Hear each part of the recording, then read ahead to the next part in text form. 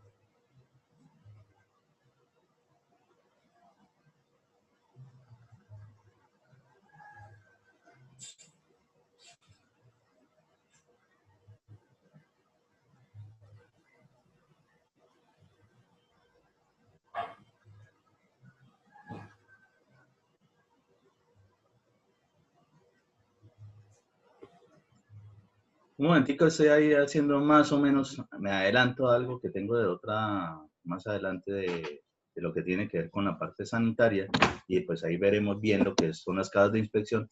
Pero me hicieron la pregunta de que cuando yo hablaba respecto de excavaciones de la parte sanitaria y no sé qué, ¿a qué me refería? Entonces ya les voy a mostrar a qué me refiero específicamente.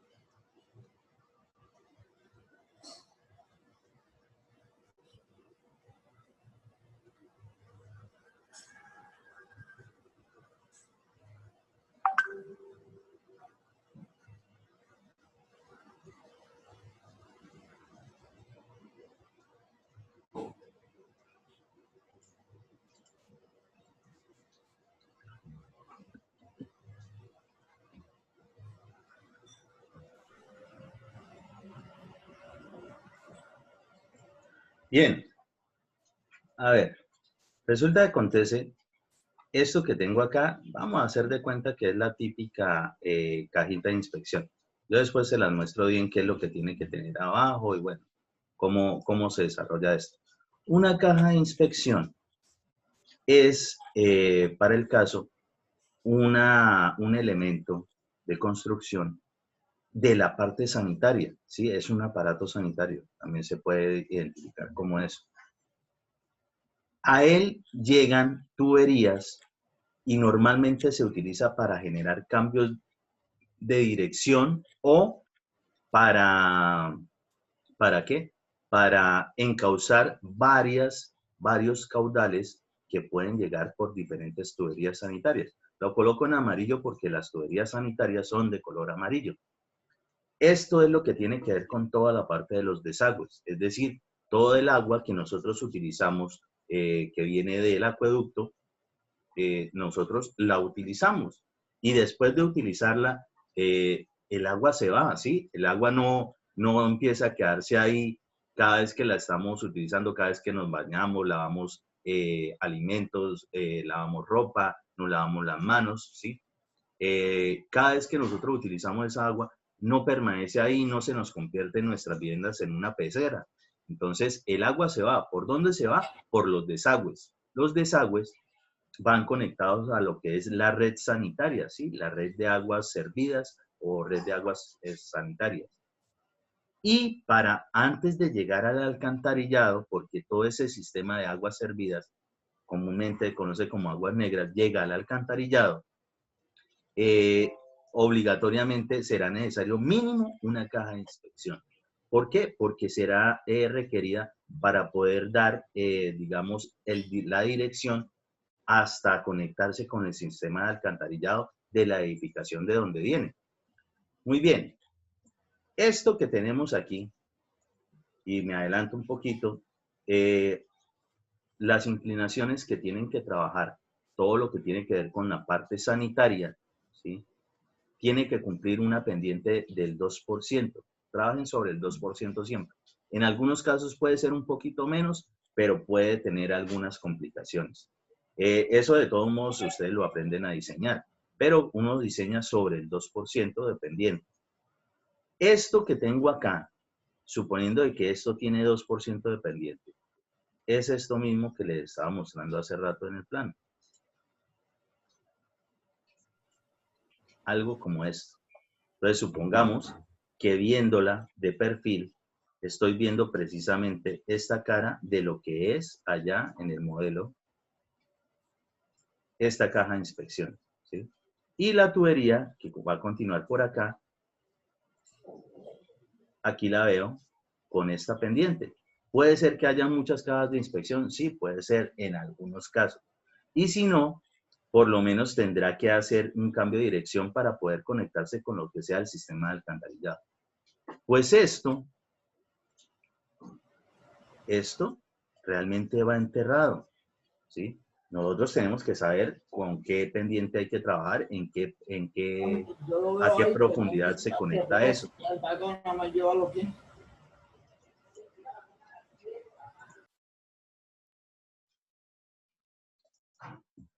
Entonces, por lo menos esta excavación de esto que tenemos aquí, ¿sí? Esta área grande y esta profundidad, necesitamos generarla, ¿sí? Nosotros después de haber hecho, por ejemplo, el antepiso, el piso y demás, no vamos a demoler, ¡ay! Se nos olvidó meter la parte sanitaria y empezar a demoler la construcción. Quiere decir de que estas obras también son de las primeras que nosotros vamos a estar desarrollando. Entonces, para el caso... Profe, ¿qué determina la cantidad de cajas de esas? No, primero que todo, la verdad es que no es necesario que sean muchas cajas de inspección. Las Digamos, tuberías deben garantizar que se, el flujo. que se evacúe precisamente el caudal de aguas servidas. Lo que sí hay que tener en cuenta es que se utilizan sobre todo para hacer desviaciones de pronto bastante agresivas, es decir, cambios de dirección bastante agresivos. O porque de pronto nos podemos estar encontrando con algo de la estructura y ninguna tubería, ninguna instalación puede atravesar nada que sea de la estructura. Entonces, por ejemplo, esto tendría que estar por debajo, supongamos, por debajo de esta viga de cimentación, ¿sí? Sí. Para llegar esto a la profundidad que sea que se requiera, pues para eso están los planos, pues obligatoriamente realizaremos esta misma actividad, excavación. Ahora bien, respecto de la tubería, entonces vamos a mirar la tubería una vista en plano, algo como esto. Algo que tenga, digamos, esta forma curva, vista en planta, nosotros no la vemos como nada curvo, ¿sí? Porque nosotros no vemos en la vista en planta profundidades ni nada por el estilo. Realmente nosotros vamos a ver como si fuese un rectángulo. Entonces nosotros vamos a tener un área, ¿sí? En la vista en planta de lo que es la tubería y la profundidad pues se determina primero. Ahora miremoslo de perfil. Entonces vamos a ver como si fuese un rectángulo, la tubería. Nos lo va a determinar precisamente el diámetro exterior de la tubería Pero adicional de eso, ojo, porque hay que tener en cuenta de que estas tuberías, por lo menos las sanitarias, tienen que tener pendiente. Es decir, que seguro que vamos a requerir de algún planito que nos determine esto, qué tanta pendiente. Entonces, para el caso, supongamos que por aquí tenemos el terreno, ¿sí? Esta es una caja de inspección, entonces, quiere decir de que nosotros vamos a tener que excavar para llegar a esa posición, pues obviamente desde el nivel terreno, desde el nivel de la superficie.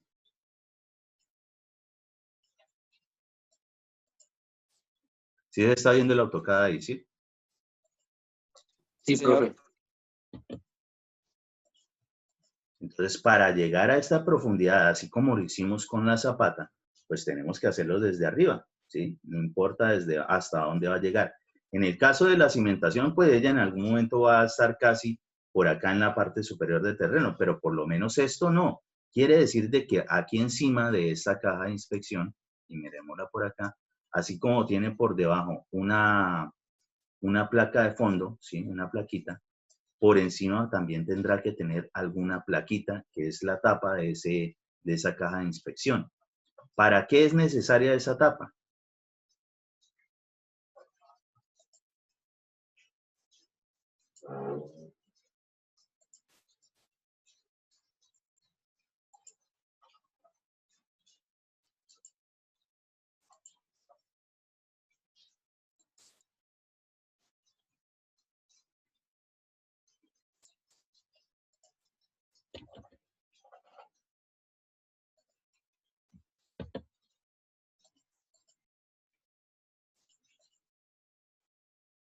¿Sí? Supongamos que esa es la tapa. Pues es necesario que tenga una tapa para después nosotros poder rellenar de nuevo con terreno lo que sobra de nuestra excavación. ¿Sí? Es decir,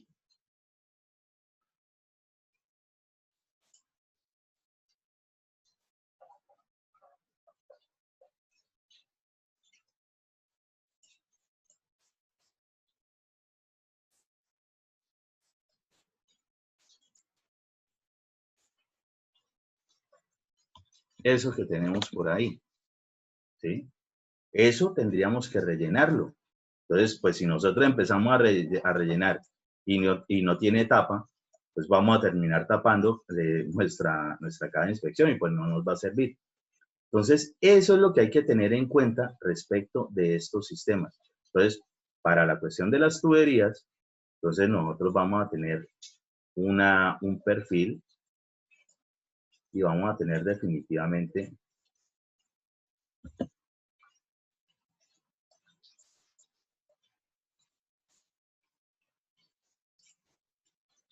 saber hasta dónde tenemos que excavar, ¿sí? Esto también nosotros vamos a tener una vista en planta, así como lo estamos observando acá, y sabremos de cuánto es el ancho de la excavación para lo que tiene que ver con tubería. Aquí sí no hay necesidad de continuar excavando con el ancho de la caja de inspección. Obvio que tiene que ser a lo que requerimos respecto de estas tuberías.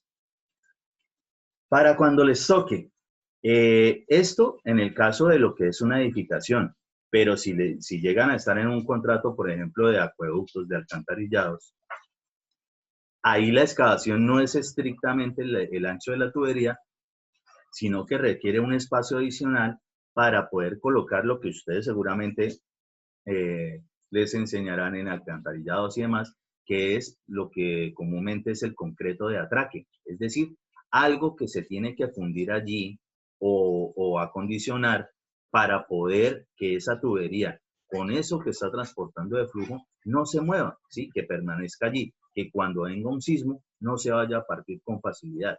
Entonces, en esos casos, pues requerirá un poco más, pero para eso, obviamente que tendrán los planos necesarios con esa información. Entonces, al igual que esto, según lo que sea que tengan que enterrar, pues para eso definitivamente nos lo tienen que decir los planos. Las tuberías hidráulicas normalmente no son, primero, no son de diámetros muy grandes, ni tampoco son digamos, de excavaciones profundas. Normalmente son muy superficiales, pero pues hay que precisamente observar lo que nos digan los planos y sobre eso nos toca trabajar. Para la parte eléctrica, para la parte de gas, exactamente lo mismo. ¿Entendido eso? Sí, profe, una pregunta. Todo lo que sale de esa caja, ¿a dónde va direccionado? ¿A Al dónde va? alcantarillado. O sea, Ah, nótense, por ejemplo, aquí lo hice solamente con una tubería, pues porque siempre es demoradito ponerse uno a hacer toda esa vaina. Supongan que vienen más tuberías, ¿sí? Que venga otra por este lado, otra por este lado. La tubería que continúa con el flujo, no, observen que precisamente siempre va a estar más abajo que las que están llegando. Es decir, esta o las que sea, transportan el caudal acá, cae. Como se van a unir varios caudales, es va a ser lógico más. entender para el caso de que pues tendrá que de pronto aumentarse el diámetro. O Sí. por lo menos tiene que permanecer el diámetro de la tubería de mayor diámetro de las que lleguen a ese sistema. ¿Sí? Menos no puede ser. Obligatoriamente tiene que ser mayor. ¿Por qué? Porque las tuberías, todo lo que tiene que ver con la parte sanitaria, pues me imagino que sí lo saben, trabaja por gravedad. Vamos a hacerlo aquí.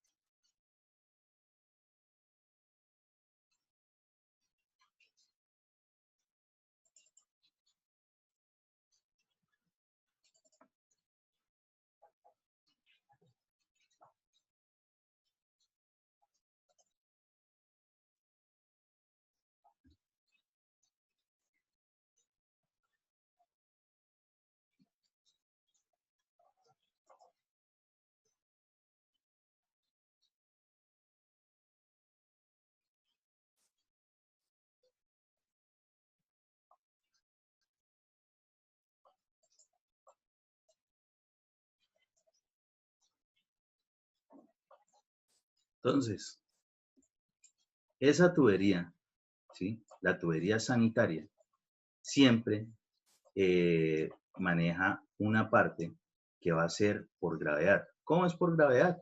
Pues que tiene que ser como superficie libre, es decir, no puede trabajar a tubo lleno. Pues supongamos que esto que está azulito como agua es agua y entonces el resto dentro de ese diámetro interior de la tubería sanitaria pues tendrá que ser aire. De hecho, existe una condición específica para eso. el agua no puede superar más del 75% del diámetro interior de una tubería sanitaria. Eso es desde diseño. Es decir, que esto puede llegar a ocupar hasta el 75% y el otro 25% de qué va a estar ocupado de aire, obligatoriamente. Esto, pues normalmente, y se lo recuerdo, seguro que ustedes tuvieron que haber hecho algún ejercicio como esto. Eso es un quiz o parcial típico desde mecánica de fluidos, lo vuelven a ver en hidráulica, lo vuelven a ver en alcantarillados a veces, respecto de cómo se comporta la lámina de agua dentro de una tubería circular, ¿sí? Cuando trabaja con superficie libre. Ojo, eso va cambiando aquí según el ángulo, ¿sí? Eso es una iteración que siempre hay que hacer, va cambiando la altura, eso es muy sencillo. Lo otro es que precisamente se requiere que sea superficie libre para que trabaje por gravedad. Como se requiere que trabaje por gravedad, es decir, no es a presión, no es a tubo lleno, tiene que tener alguna inclinación, porque si estuviese totalmente horizontal, pues no se generaría el flujo. Es necesario que se cree un gradiente hidráulico, es decir, una diferencia de niveles en un sistema de un punto a otro punto. Por tanto, por eso es que esta tubería tiene que tener una inclinación. Y se habla de una inclinación del 2%, ¿sí? Para garantizar que los residuos sólidos, y pues si alguna vez han tenido la oportunidad de utilizar algún sanitario, algún inodoro, pues me imagino que sabrán a qué residuos sólidos me refiero. Pero adicional de eso, por ejemplo, también desperdicios que tengan que ver con alimentos, con papeles, con cuanta cosa le echen a los desagües. Entonces, esto es de esa forma. Esta cuestión de la tubería, lo que transporta, pues de todos modos ella está transportando cierto caudal. Hasta lo anterior, sí, se cierto está caudal. Cuando está hablando de que el emprendedor...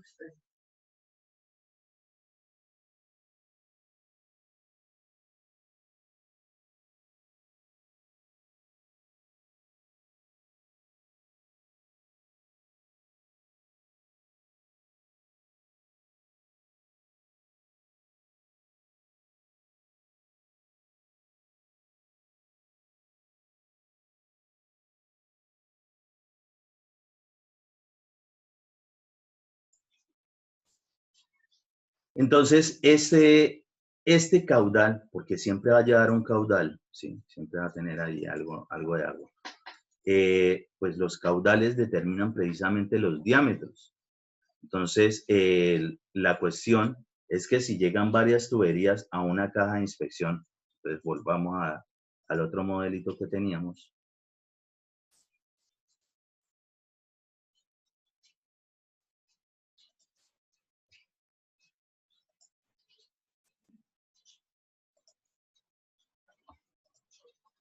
Entonces, esa parte es agua, la otra parte es aire.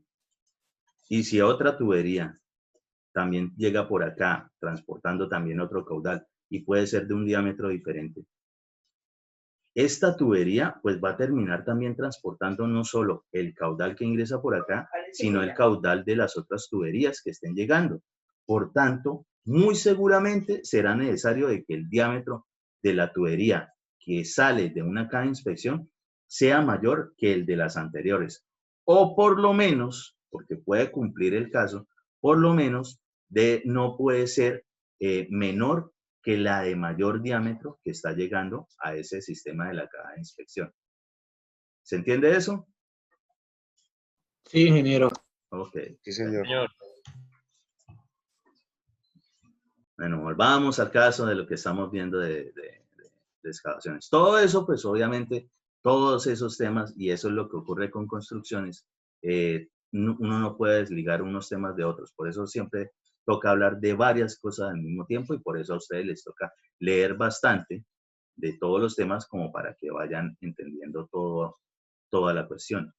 Estas situaciones como estas actividades de la caja de inspección, de las tuberías y demás, eso normalmente también se hace en los primeros días. Es decir, es de las actividades que normalmente van casi paralelas en muchos casos con este tipo de actividades de excavación, cimentaciones y demás, ¿sí?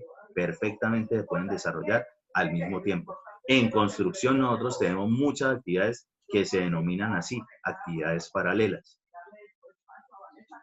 Profe, una pregunta, lo de la instalación de gas también va simultáneo así con esto.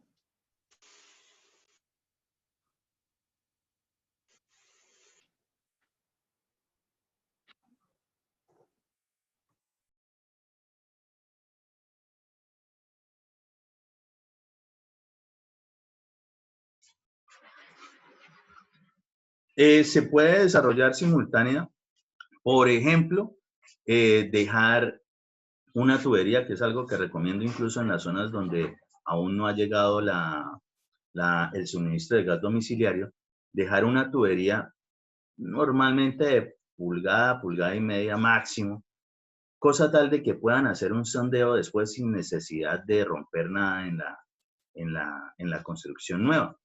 Y pues que llegue obviamente hasta la zona de cocina, que es donde se va a utilizar ese tipo de elementos. Entonces, por lo menos, si es que no está aún desarrollada esa parte o no la pueden instalar en ese momento, dejar ese tipo de elementos para que después no interrumpa ni genere complicaciones con los proyectos en los cuales estamos laborando. ¿Listo? Listo, profe. Ok, bueno, volvemos acá. Entonces, todo esto ya entendido, esto se va a desmoronar, va a aumentar. Ok, ahora vamos para la parte del relleno.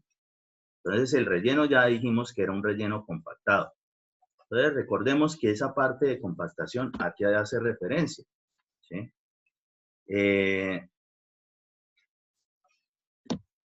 Pues vamos a entender qué es eso.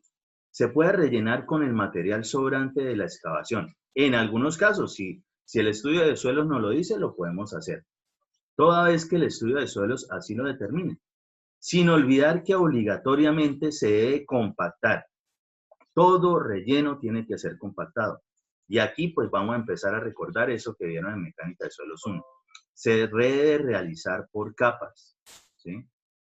Recordar el ensayo de compactación de Proctor y Proctor modificado. O con relleno, ¿sí? Que se lleve al sitio del proyecto desde otra zona, es decir, con material de préstamo.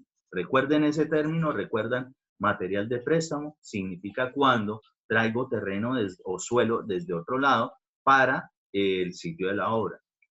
Entonces, eso es lo que ocurre allí. Pero que cumple con las propiedades físico-mecánicas requeridas por el estudio de suelo. El objetivo de la actividad de relleno compactado es la de no dejar espacios vacíos alrededor de la cimentación. Se tiene la referencia del ensayo de compactación de suelos y pues comúnmente se encuentra alrededor de entre el 90 y 95% de la densidad máxima determinada en dicho ensayo. El ensayo ese de Proctor modificado, ahí nosotros, ahorita lo miramos, determinamos una densidad máxima y un contenido de humedad óptimo. Y de esa curva que nos daba, normalmente nos decían, bueno, la compactación en el terreno es con el tanto por ciento, es decir, nunca llegamos exactamente a esa, sino por debajo. Y en esos casos, pues esa es la que tenemos que desarrollar precisamente en nuestra obra. Se debe tener en cuenta que siempre que se excava el material pasa de estar compacto naturalmente en el terreno a esponjarse o abundarse. Es decir, que cuando se excava el material que se extrae va a ocupar más volumen que el propio de la excavación realizada. Esa parte ya entendí. Muy bien, entonces recordemos esa parte de suelos rapidito, sin necesidad de hacer cálculos. Los dispositivos típicos, se supone que esto, el que haga el estudio de suelos, es el que nos tiene que ya dar los datos. Eso de la parte de compactación siempre tenía que ver con un grafiquito precisamente de la curva de compactación. Que hay diferentes curvas, sí, la más común que se nos presenta es de este tipo, ¿sí? Muy similar a la campana de Gauss. Y el punto máximo lo determinábamos como el gamma seco máximo, ¿sí? En la ordenada. Y correspondía en la abscisa a un contenido de humedad óptimo, contenido de humedad. Es decir, qué tanta agua había que echarle. Pero resulta y acontece que eso es en el laboratorio. Eso sería el 100%. Nosotros normalmente trabajamos entre el 90 y 95%, a veces hasta el 98% en algunos casos, pero normalmente es así. Quiere decir de que a ese dato de gamma seco máximo, es decir, la densidad de compactación, nosotros llegamos por debajo de él. Entonces le sacamos el 90%, si fuese el 90%, ubicamos ese dato, obteníamos cuál era el valor de esa densidad en el terreno y pues también podíamos proyectar y determinar el contenido de humedad en el terreno. Ok, hasta ahí todo perfecto. Eso nos lo bota precisamente el ensayo, eso nos lo tienen que dar esos datos. Entonces nosotros vamos a saber qué tanta humedad hay que agregarle y ojo, recordar, absolutamente toda compactación de suelo tiene que desarrollarse con contenido de humedad. Nunca se desarrolla una compactación en estado seco, nunca, ¿sí? Obligatoriamente hay que adicionar contenido de humedad, es decir, hay que echarle agua. ¿Qué tanta? Precisamente nos lo dan los datos. Según las áreas o lo que se esté compactando o el tipo de proyecto, pues hay diferentes compactadores. Hay vidrocompactadores y compactadores. Todo eso lo verán en maquinaria y equipos o lo vieron en algún momento. Para el caso, ahí recordemos algunos.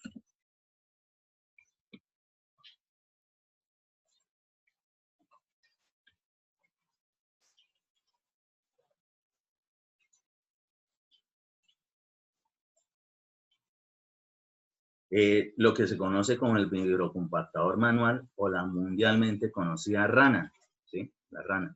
Noten que esta tiene cierta área, ¿sí? Cierta área. El área de contacto precisamente con el suelo, que es lo que necesitamos compactar. En algunos casos, pues requerimos, digamos, esos a escala compactadores de rodillos, que son estos. Por ejemplo, el típico cangurito, y noten que esa área de contacto con el suelo es mucho menor que la de las ranas. Esta, pues, es una compactación mucho más suave y más focalizada. Normalmente se utiliza para lo que tiene que ver con trabajos de tuberías de gas o de instalaciones hidráulicas y en algunos casos sanitarias, porque se están haciendo de pronto algunas reparaciones para no tener que romper demasiado. Entonces, se realiza justo donde se requiere. Y pues obviamente ya, si la obra lo amerita, pues tendremos los compactadores. Tenemos aquí el vidrocompactador de cilindro, está el pata de cabra, bueno, todos esos de maquinaria que ustedes deben saber. Entonces, recordemos que eso hay que hacerlo por capas, es decir, tal como se hacía con los ensayos de laboratorio. Adicional de eso, que obligatoriamente tiene que ser con equipos toda compactación de un relleno, no necesariamente. Puede ser perfectamente con lo que se denomina un pisón. ¿Y qué es un pisón? No es más que un elemento que tiene precisamente un área y algún trabajador, pues ahí lo tiene sujeto, lo que hace es levantarlo y dejarlo caer. Es decir, genera una acción dinámica que produce una compactación. Obviamente esto es para zonas, digamos, muy limitadas, ¿sí? No requiere tampoco un grado de compactación muy alto. Entonces, allí perfectamente se puede utilizar el pisón. Esto mismo, eso de levantar y dejar caer, es exactamente lo que se hacía, o lo que les tocó hacer en algún momento, respecto del ensayo de Proctor o Proctor modificado con ese dispositivo. Eso era lo que hacía. Y si lo recuerdan, si alguna vez lo vieron al menos, o lo copiaron, se hacía precisamente por capas. Tal cual como se hacían en el laboratorio, así se hace en obra. Muy bien, pero ¿qué pasa? Nosotros en obra podemos pasarnos un poquito de agua o podemos estar, digamos, generando una compactación no apta para llegar a la densidad que necesitamos. Entonces, ¿cómo haríamos nosotros para verificar si lo que estamos haciendo está correcto? ¿Cómo sabemos nosotros que sí quedó bien hecha esa compactación en el terreno? ¿Cómo lo hacemos? ¿Cómo lo corroboramos? Con el cono. Con el cono, ingeniero. Exactamente, el ensayo del cono de Una arena. prueba de campo Ese rápida. ensayo tan sencillo y que en general es casi el de los que más le gusta a la gente. Es uno de esos ensayos que se utiliza el resto de vida profesional en cualquier proyecto. Perfecto.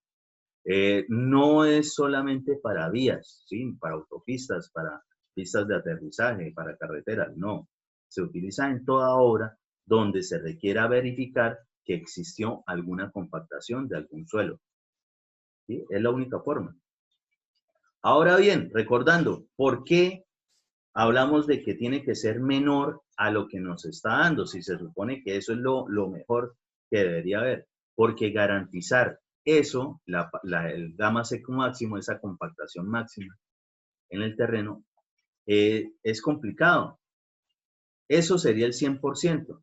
Pues resulta y acontece que nosotros perfectamente podríamos estar pasándonos de él. Es decir, llegando a un 105, 110, 115%. Y esa parte, cuando se pasa del 100% en materia de compactación, lastimosamente no es bueno, ¿sí? Cualquiera que mira números supone que algo que es más del 100% pues es buenísimo. En lo que respecta a la compactación de los suelos, no es así. ¿Por qué? Porque resulta que acontece que cuando usted está pasando del 100% de compactación, usted realmente ya lo que está generando es pulverizar esos granos de suelo. Es decir, el suelo aguantaba un poco y necesitaba una mejora a punta de compactación. Y si usted se pasa de cuerda en la compactación, o para que me lo entiendan, usted puede estar terminando de pulverizar, es decir, volviendo lo peor de como estaba en un principio ese suelo. Entonces, eso ya no sirve. Cuando ustedes les lleguen de pronto, si ustedes son interventores y les llega un constructor a darle resultados de la compactación de alguna obra que estén revisando, si ustedes ven algo que dice 110, 115, ustedes de una vez rechazado. Eso no puede ser así. Entonces, para evitar llegar a esa pulverización del material, es que nosotros siempre tenemos un porcentaje menor de eso. Ahora, ¿qué pasa precisamente con esto? Entonces, volvamos al caso de que ya vamos a empezar a rellenar. Entonces, ¿qué es lo que vamos a rellenar? Todos los huecos esos que van a quedar después de fundir, después de formaletear, lo que sea que tenga que ver con la cimentación o la obra que sea. Hay que rellenar. Se rellena por capas. Las capas normalmente son de 30 centímetros, 50 centímetros, 25 centímetros. Eso normalmente nos lo determina también el estudio de suelos, pero si no, por lo menos, en capas de 20 centímetros, 25 centímetros, máximo 50 centímetros, y 50 ya es mucho, ojalá siempre oscilen sobre los 20, 30 centímetros máximo, garantiza que tiene una buena compactación. Todas las capas que sean necesarias. Muy bien. Nosotros matemáticamente podemos volver a generar cuánto es lo que necesitamos rellenar. ¿Cómo lo hacemos? Pues simplemente todo lo que sabíamos que habíamos excavado, menos todo lo que ahora es sólido dentro de ese hueco de excavación, ¿sí? Toda la excavación, el hueco, las medidas que tenemos, ese volumen, menos el volumen que ocupa dentro de ese hueco, dentro de esa excavación, cada una de las cosas que le hayan metido. En este caso, parte de viga de cimentación, parte de la zapata, parte de lo que es el solado, ¿sí? Y pues todo eso es lo que sería relleno. Entonces, bueno, de eso que nosotros ya sacamos y que sabemos, vamos a suponer en este caso que nos sirve el mismo terreno, ¿sí? Que nos sirve el mismo, supongámoslo.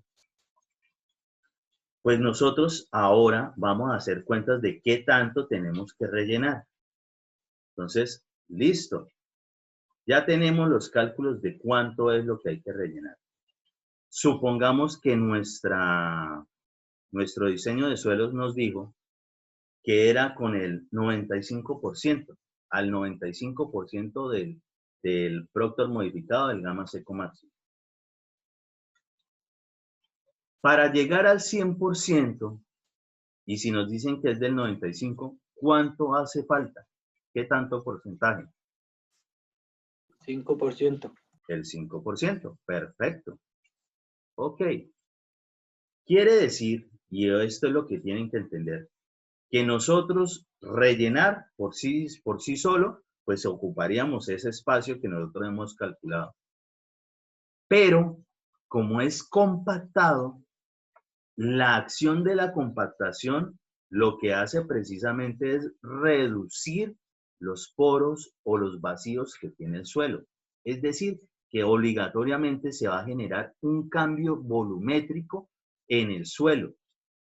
Entonces, no es lo mismo rellenar el 100%, que sería de una vez la resta dentro del volumen de excavación, menos todo lo que le he agregado dentro de ese volumen, a cuando tiene que ver con porcentaje de compactación. Entonces, en un porcentaje de compactación, pues este volumen que nosotros vamos a rellenar es el 100%. Si nos dicen que es el 95%, nosotros calculamos y, bueno, ya ese es el relleno. Como es un relleno compactado al 95%, será necesario agregarle 5% más de suelo de lo que nosotros tenemos de medida que hay que rellenar para garantizar de que ahí sí va a quedar completo el relleno del 100% de lo que nos sobra de excavación, ¿sí? Es decir, si fuese el 92%, para llegar al 100% haría falta 8%. Quiere decir de que los cálculos que nosotros tenemos de relleno después de restar todo el volumen de excavación menos todo el volumen de lo que está sólido dentro de él, me da el volumen de relleno. A ese volumen de relleno tendría que adicionarle a ese mismo volumen 8%, ¿sí? ¿Para qué? Para garantizar que al haberlo compactado, porque hay que saber que se tiene que compactar y se reduce el volumen, no nos va a quedar sobrando parte de hueco, nos va a quedar totalmente a ras. Eso es lo que hay que tener en cuenta. Pero resulta y acontece que si nosotros lo estamos haciendo con el mismo suelo excavado, hay que tener en cuenta ese porcentaje que hay que agregarle a un suelo que ya ha sido esponjado, es decir, al que nosotros ya le colocamos el porcentaje de abundamiento o esponjamiento, ¿sí? A ese que ya logró estirarse un poquito, a ese, si es que nos sirve, es al que tenemos que aplicarle ese relleno allí. Supongamos que esto creció, no sé, 5%. Bueno. Y con ese mismo vamos a completar acá. Nos da un número tal. Pero con la compactación tendremos que agregarle otro porcentaje de ese mismo que ya está esponjado o abundado. Listo, terminamos ahí. Ya hemos rellenado, excavado y toda esa vaina. Nos quedó aún un poco de terreno. Vamos a suponer que nos queda algo del suelo. Casi siempre eso es así. ¿Qué pasa con ese mugre? Eso ya es mugre, es desperdicio. Pues hay que retirarlo de la obra. Y para ello vamos a hacer uso de lo que son las típicas maquinarias de nosotros, las volquetas. De las volquetas nosotros vamos a tener las dimensiones de la cuba, es decir, de esa parte donde se puede rellenar con algo. ¿Con qué lo vamos a llenar en este momento? Pues con el mugre que nos está sobrando, con ese suelo sobrante. Como nosotros vamos a tener las dimensiones volumétricas de esa parte de llenado de la volqueta y sabemos cuánto es el volumen esponjado, abundado, que nos sobró después de haber rellenado, pues haremos cuenta de cuántos viajes o cuántos metros cúbicos tendrán que generarse para retirar esos escombros o esos desperdicios. Es decir, nosotros vamos a tener originalmente material suelto, ¿sí? ¿Cuándo lo tenemos suelto? Cuando lo excavamos, obligatoriamente. Entonces, cuando está suelto o material esponjado, allí tenemos que aplicarle precisamente esos datos de esponjamiento o ahondamiento que ustedes buscaron. Listo. Supongamos que ese mismo terreno nos sirve para generar compactación. Ah, bueno, después de haber hecho la excavación, fundimos lo que haya que fundir y lo que nos sobra de espacio, tenemos que rellenarlo. Los rellenos siempre son compactados, entonces nos toca verificar con cuál porcentaje tenemos que hacerlo. Si es con el mismo terreno, si nos dicen que es con el mismo, calculamos el volumen que hay que rellenar y le adicionamos el porcentaje que falta del porcentaje de compactación para llegar al 100%. Como es el mismo terreno que hemos excavado, o sea, que nos sirva ese, pues lo vamos a trabajar con el volumen que ya ha sido esponjado, ¿sí? No con el volumen general de saber cuánto es lo que teníamos que excavar. Hay que entender eso. Listo. Rellenamos, compactamos. ¿Y qué nos quedó? Nos queda algo. Ese algo, precisamente ese relleno, ese material de retiro, ¿sí? Es con el cual nosotros vamos a calcular cuántos viajes tenemos que desarrollar. Entonces nosotros vamos normalmente a tener las dimensiones de las volquetas, ¿sí? Esta es la parte de la cuba de la volqueta, es decir, lo que podemos llenar. Podemos sacarle las dimensiones. Tenemos una dimensión de un área en planta y tenemos una profundidad de esa zona de la volqueta. Pues simplemente hacemos la diferencia entre lo que tenemos de volumen y lo que tiene de capacidad la volqueta y sabremos cuántos viajes tendrán que desarrollarse. Así de simple. Entonces, volumen excavado por el porcentaje de esponjamiento, ¿sí? Es igual al volumen a transportar menos los rellenos. También, ¿sí? Todo esto es lo que nosotros vamos a tener que retirar de nuestro proyecto. Yo les voy a dejar de todos modos estas diapositivas con ese pequeño ejemplito, pero antes voy a tocar otro tema que tiene que ver con eso con lo cual nosotros llenamos el hueco. Que para el caso de lo que estábamos hablando,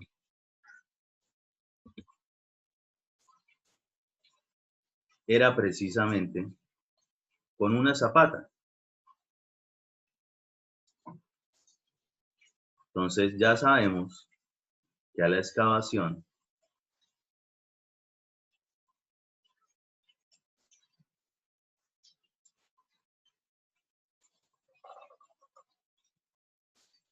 justo cuando la hemos terminado, de una vez, al llegar a la profundidad necesaria, tendremos que colocar de una vez el solado, de una vez. Luego, pues eso sí no lo podemos hacer de una, fundiremos lo que tiene que ver con la zapata. Y ojo, las zapatas, mientras que el concreto pobre de saneamiento o solado no tiene refuerzo, lo que es la zapata sí lo contiene, sí tiene refuerzo. Entonces, ese refuerzo, pues es lógico que tiene que meterse antes de que esto fragüe. El concreto es una mezcla pastosa y después de ciertas condiciones físico-mecánicas empieza a endurecerse, es decir, que fragua. Entonces, obviamente que tiene que ser antes de que fragüe para poder meter ese material allí. En algunos momentos, para darle precisamente forma, pues vamos a requerir de algún molde. Los moldes para eso que tiene que ver con concreto, normalmente los denominamos formaleta, ¿sí? Es el formaleteado. Y va a quedar exactamente con, digamos, la figura geométrica interna de lo que vendría siendo una formaleta.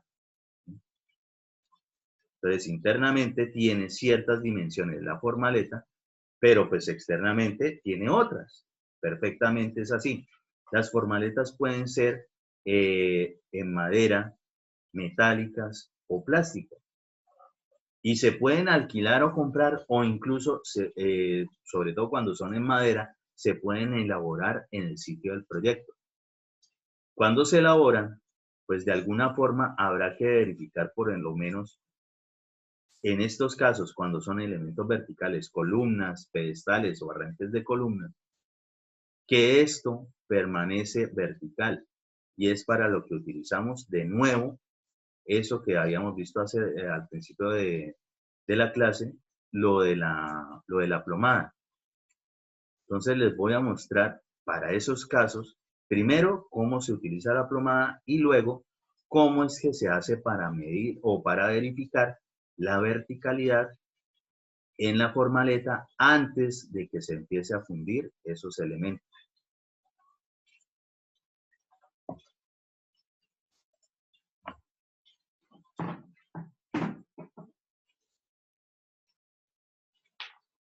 Entonces, primero que todo,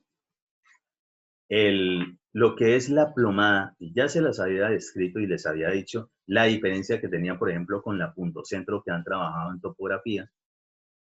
Precisamente es una parte que tiene bastante peso, ¿sí? Lo que se denomina el plomo, ¿sí? Pero que tiene cierto diámetro, cierto radio, ¿sí? Tiene un diámetro allí. Y adicional de eso, del cordel, tiene otro aditamento, ¿sí? Hace parte de esa herramienta. Y es lo que se conoce como el taco, ¿sí? Un taco. En este caso, este es plástico. Puede ser de madera, puede ser de otros materiales. ¿Qué se nota allí? Específicamente que la medida del taco da exactamente igual con la medida del diámetro de la parte pesada de la plomada, ¿sí? Y debe ser así porque con eso es que nosotros vamos a hacer la referencia para garantizar si algo está a plomo o no lo está. ¿Qué hacemos? Entonces, por ejemplo, vamos a verificar que esta tubería está bien aplomada. Entonces, ¿qué es lo que se hace? Se ubica el taco en una posición arriba de ese elemento. Como tiene el mismo diámetro de la parte pesada, pues empezamos con el cordel atraviesa precisamente el taco. Empezamos a dejar deslizar, ¿sí? A dejar deslizar. Y empezaremos a verificar cómo es, que esto está aplomado o no. ¿Cómo sabemos o qué es lo que hay que hacer allí? Esta parte, y lo voy a exagerar ahí, él normalmente va a quedar ahí oscilando, ¿sí? Un péndulo, un poquito. ¿Qué tanto debe o qué tanto uno puede, digamos, esperar máximo que se separe del elemento que estamos midiendo? ¿Que se separe qué? Que se separe precisamente esta parte. Esta distancia entre el elemento de la plomada y lo que es la cara de la cual estamos midiendo. Eso máximo lo que tiene de espesor, por ejemplo, una cédula, ¿sí? Una tarjeta de crédito. Máximo eso. Es decir, esto no puede estar absolutamente quieto. Si esto queda quieto, ¿sí? que no me genera, digamos, oscilación, ondulación, quiere decir de que esto debe estar desplomado hacia la parte, digamos, contraria de la cara que estoy midiendo. Y si por el contrario está desplomado hacia la cara que estoy midiendo, obviamente la separación va a ser bastante pronunciada. ¿Cómo yo mido la separación? Porque el taco que está exactamente con la medida del diámetro sigue estando pegado a la cara y noten la separación que ahora existe entre la parte del plomo, ¿sí? ¿Por qué se sabe que sí está desplomado? En este caso en particular, lo estoy exagerando. Porque está separado aquí y aquí arriba no. Y esta acción del cordel precisamente aquí está haciendo efecto la aceleración de la gravedad, es decir, por el peso, la masa de ese plomo, esto siempre va a apuntar hacia abajo en línea vertical recta. Entonces, ahí es la forma de garantizar precisamente eso. Esto ustedes van a tener que aprenderlo a manejar. Y ojo, uno es el que tiene que hacerlo. ¿Por qué? Porque si usted, primero la vista a uno nunca lo engaña. A uno si algo ve como que está torcido, algo debe estar torcido.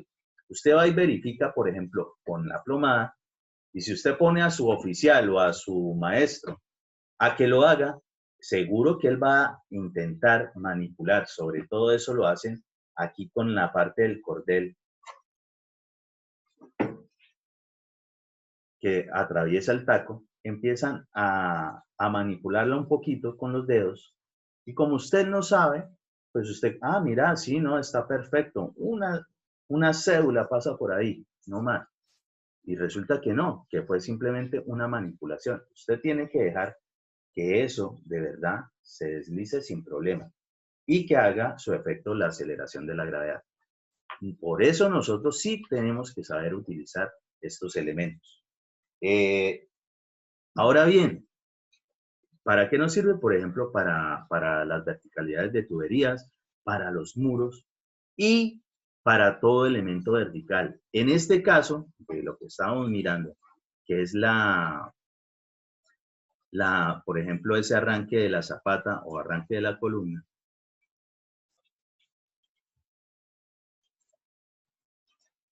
pues nosotros para poder que esto después quede sólido con esa forma vertical, obligatoriamente necesitaremos formaleta.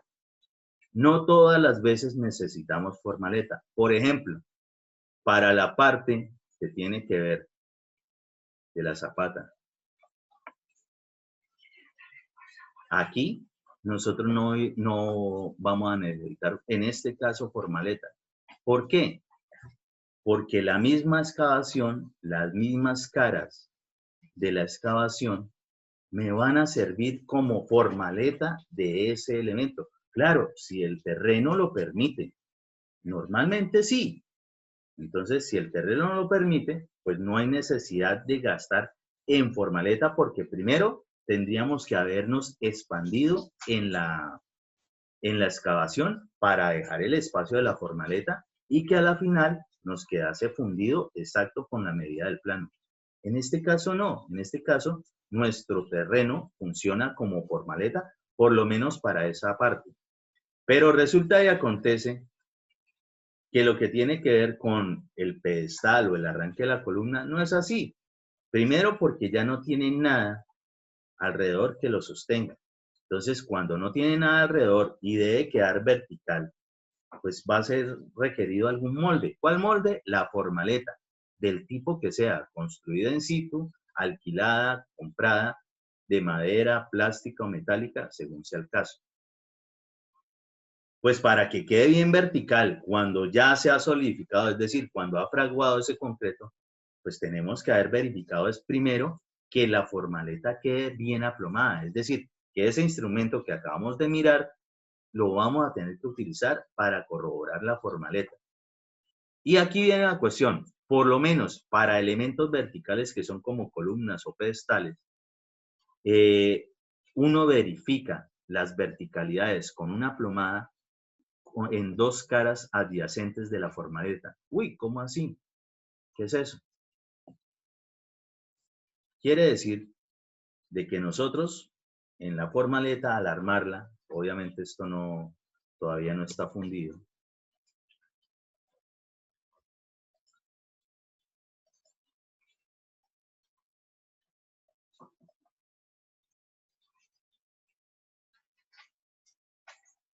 ¿Sí? Eso no está fundido.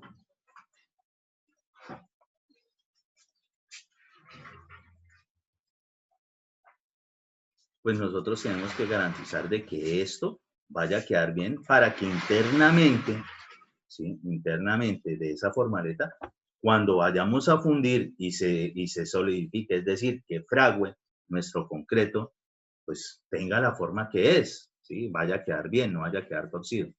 Entonces nosotros primero tenemos que verificar la formaleta.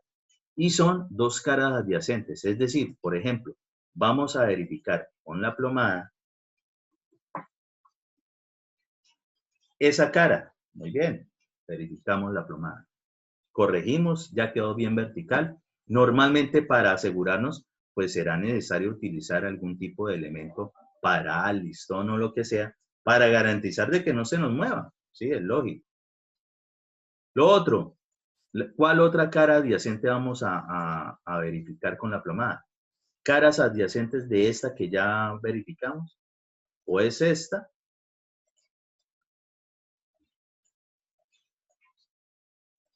o es esta, ¿sí? Para un elemento que tiene estas cuatro caras, ¿sí? Pues nosotros siempre vamos a verificar solo dos.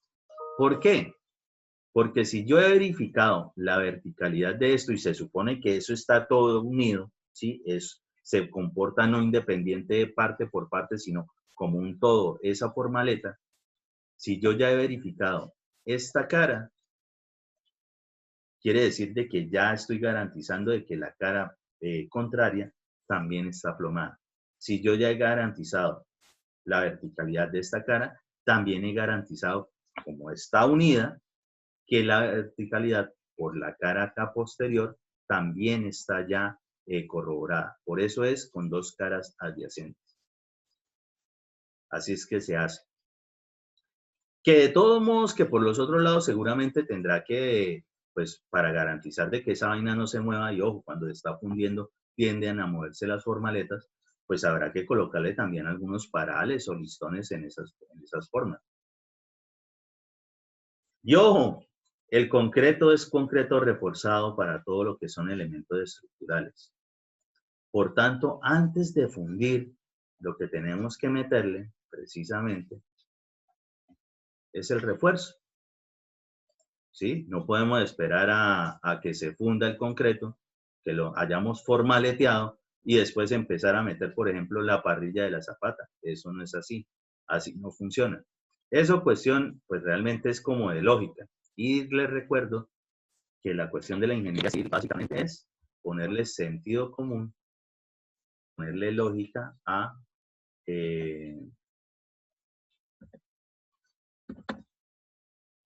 los trabajitos. Es decir, que esos elementos que nosotros no estamos viendo ahí en ese modelo que yo les tengo en el SketchUp, por dentro obligatoriamente que tiene que ir todo ese armazón, ¿sí?